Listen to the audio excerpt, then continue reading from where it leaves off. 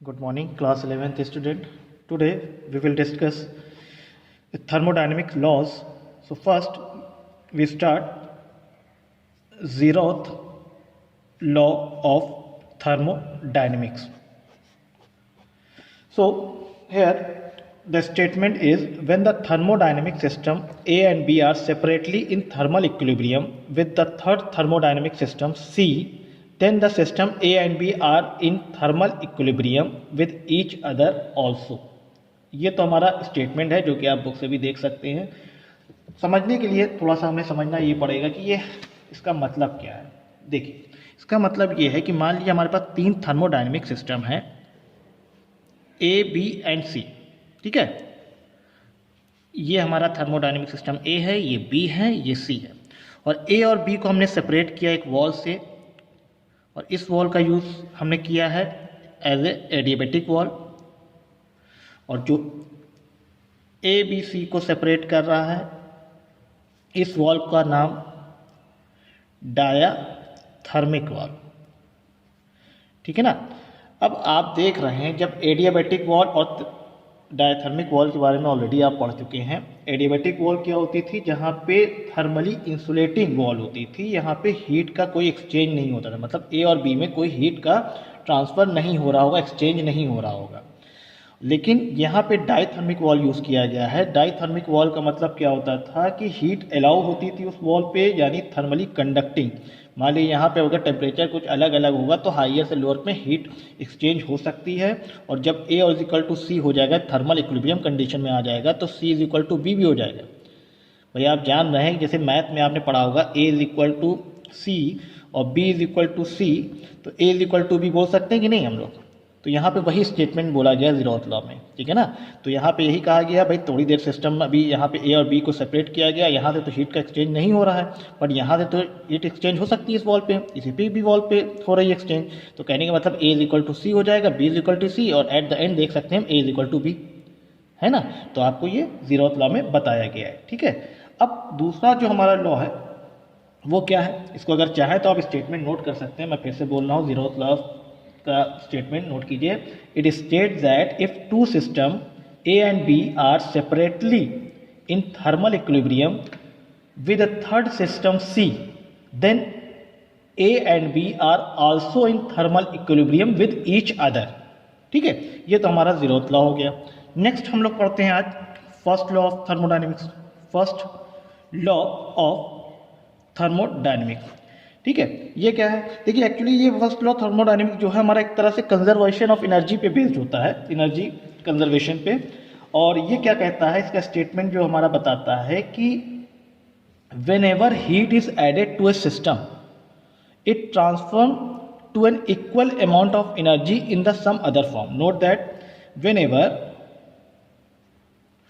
Heat is added to a system it transform to an equal amount of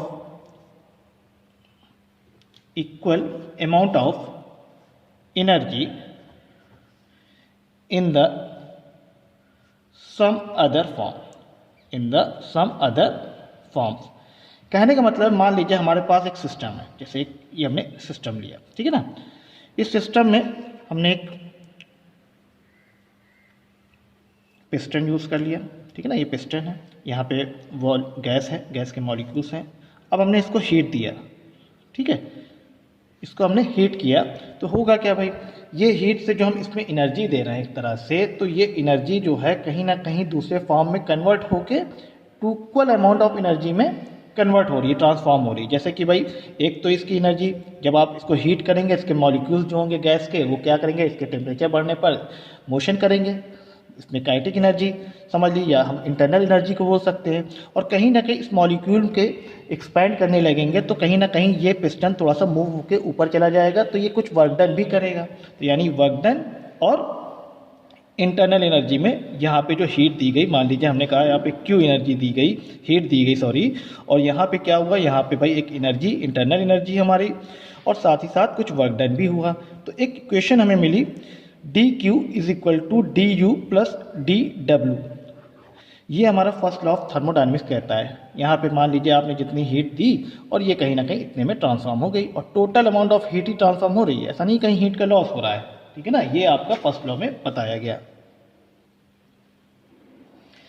और ध्यान दीजिए यहाँ पे डेल्टा क्यू जो हमारा या डी क्यू जो हम लोग लिख रहे हैं, ये क्या है, heat supplied to the system by the surrounding. Heat supply to the system, ये हीट सप्लाई कर रहे हैं सिस्टम पर बाय द सराउंडिंग।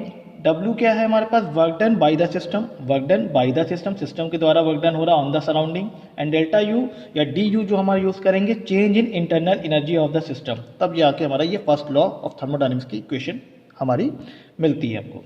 ठीक है ना, अब ये आपका तो स्टेटमेंट हो गया, ये फॉर्मूला हो गया। अब कुछ चीज़ें आपको और ध्यान देना होगा, जैसे कि मान लीजिए ये जो हमारा D Q is equal to D U plus D W बहुत यूज़ करेंगे हम लोग फर्स्ट लॉ ऑफ थर्मोडायनेमिक्स में इक्वेशन में।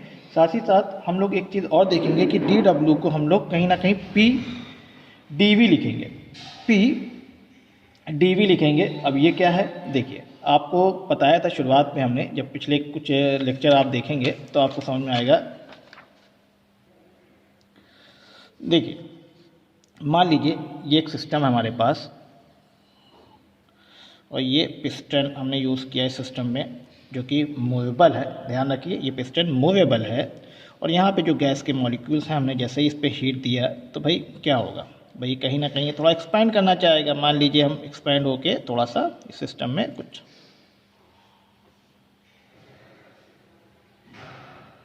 ये पिस्टन कुछ ऐसा हो गया। ठीक है ना, तो जो चेंज आया कुछ इतना आया dx का, मान लीजिए इसका क्रॉस सेक्शन एरिया a है।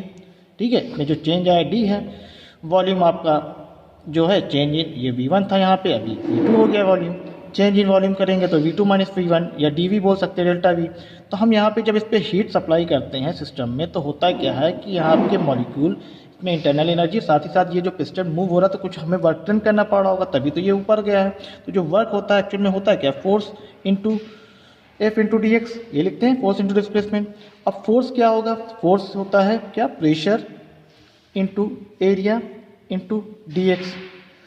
अब ए इंटू डी एक्स को हम लोग वॉल्यूम भी लिख सकते हैं, भाई एरिया इसका ए है और डी एक्स का इतना चेंजेस हो रहा है, तो देखा जाए तो ये क्या है, ये ए डी एक्स को हम लोग वॉल्यूम लिख सकते हैं, तो पी इंटू वी।